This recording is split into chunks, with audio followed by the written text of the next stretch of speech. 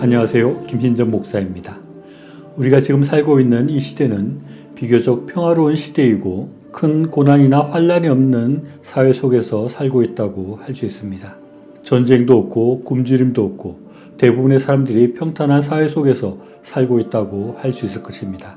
그러나 이런 평화로운 사회 속에서도 많은 사람들이 고통을 느끼고 힘든 삶을 살고 있다고 느끼는 사람들도 많이 있습니다. 베드로 사도는 이렇게 힘들고 고통받고 있는 사람들에게 큰 위로와 소망의 말씀을 전합니다. 베드로전서는 소아시아 지역에 있던 성도들을 향해서 베드로 사도가 쓴 편지입니다. 당시 사람들은 그렇게 평탄한 삶을 살지 못했습니다. 로마 사회 자체는 큰 문제가 없었는지 모르지만 그 사회 속에서 기독교 신앙을 가지고 살아가던 사람들은 아주 큰 고통과 고난 속에 살았습니다. 그들은 예수님을 믿는다는 이유만으로 사회적 비난과 모욕을 들어야 했고 그리스도인들은 악행을 행하는 자라는 오해를 받기도 하고 또 선을 행하였음에도 욕설과 조롱을 당하는 경우가 많았습니다. 또 그들은 경제적으로도 불이익을 당했습니다. 황제 숭배를 거부했기 때문에 공적인 직책을 맡지 못했고 사회생활에 제약이 많아 경제적으로도 많은 피해를 입었습니다. 그리고 신자가 된 사람들은 믿지 않는 가족들로부터 심한 반대와 갈등을 겪어야 했고 그 전에 알던 사람들과 친구들과도 멀어져야만 했습니다. 이렇게 힘들게 고난 중에 살아가고 있던 성도들에게 베드로 사도는 산소망을 말하며 그들을 위로합니다. 이 산소망은 실현 가능성이 없는 죽은 소망이 아니라 꼭 실현될 살아있는 소망을 의미하는 것이고 또 이것은 우리가 앞으로 살아날 것이라는 의미로 부활에 대한 소망을 말하는 것이라고 할 수 있습니다.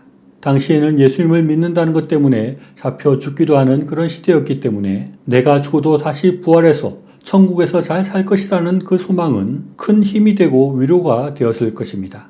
또 사람들에게 모욕을 당하고 배척당하고 여러 가지 불이익을 당하고 손해를 보면서 살아가는데 이 땅에서 사는 것이 그렇게 더 이상 좋은 것이 아닌 사람들에게 저 천국의 소망을 생각하고 천국에서 살 것이라는 소망은 큰 위로와 힘이 되는 것입니다.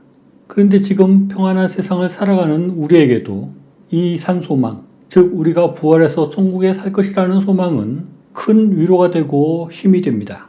우리도 세상을 살다 보면 힘든 일을 겪기도 하고 어떤 때는 삶이 너무 어렵고 힘들고 외로울 때가 있는 것입니다. 그럴 때 우리는 부활을 생각하고 천국에서의 삶을 생각할 때 우리는 위로를 얻게 되고 그로 인해서 우리가 기쁨을 얻고 큰 힘을 회복할 수 있게 됩니다.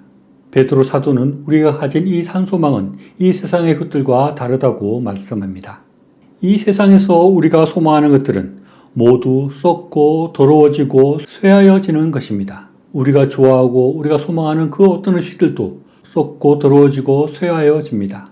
또 많은 사람들이 소망하는 좋은 자동차도 썩고 더러워지고 점점 낡아지고 쇠하여지는 것입니다. 또 많은 사람들이 소망하고 가지기를 원하는 화려한 집도 썩고 더러워지고 쇠하여집니다. 아무리 좋은 집도 시간이 지나면 그 가치가 떨어지고 안 좋아지고 결국은 쇠하여 없어지게 됩니다. 나아가 우리가 소망하고 좋아하는 사람들도 쇠하여지고 더러워지고 쇠하여집니다. 그러나 우리가 가진 산소망은 썩지도 않고 더러워지지도 않고 쇠하여지지도 않는 것입니다. 왜냐하면 그것은 하늘에 간직되는 것이기 때문입니다. 우리가 가진 산소망은 우리가 부활해서 하늘에서 그대로 우리가 누리게 될 것들입니다. 또 베드로 사도는 우리 성도들에게는 구원이 예비되어 있다고 말씀합니다. 즉 초대교회 교인들이 박해와 시련들이 그냥 사람들에 의해서 마음대로 그렇게 진행되는 것이 아니라 그 모든 것들이 하나님의 계획 아래 있으며 하나님께서 능력으로 인도하시고 구원하실 것이라고 말씀합니다. 우리에게 이런 믿음이 필요합니다.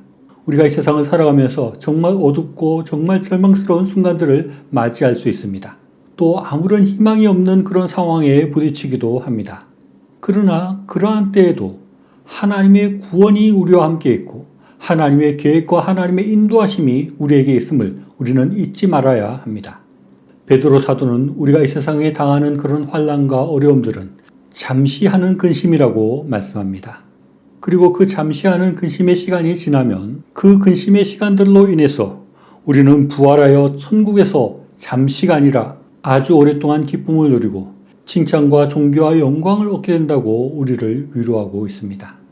당시 이 편지를 받은 고통 중에 있던 성도들은 이 말씀을 듣고 이 세상에서 잘 사는 것을 꿈꾸기보다는 종말의 시간이 빨리 와서 우리가 부활해서 천국에 살 것들을 생각하며 위로를 얻고 힘을 얻었을 것입니다. 그런데 지금 우리는 이런 박해를 받지 않는 시대를 살아가고 있지만 우리에게도 산 소망을 가지고 천국을 기다리며 살아가는 신앙이 꼭 필요합니다. 왜냐하면 베드로 서신을 받은 핍박받는 소아시아의 성도들과 우리의 삶이 그렇게 다르지 않기 때문입니다.